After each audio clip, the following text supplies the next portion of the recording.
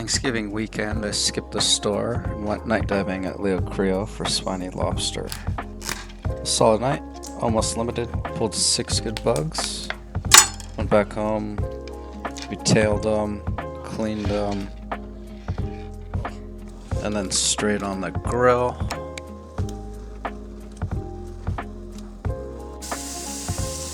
With the melted garlic butter basted on.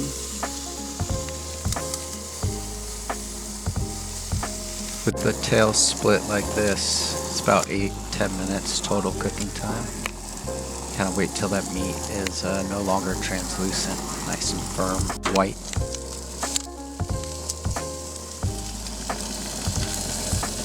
Looking pretty good.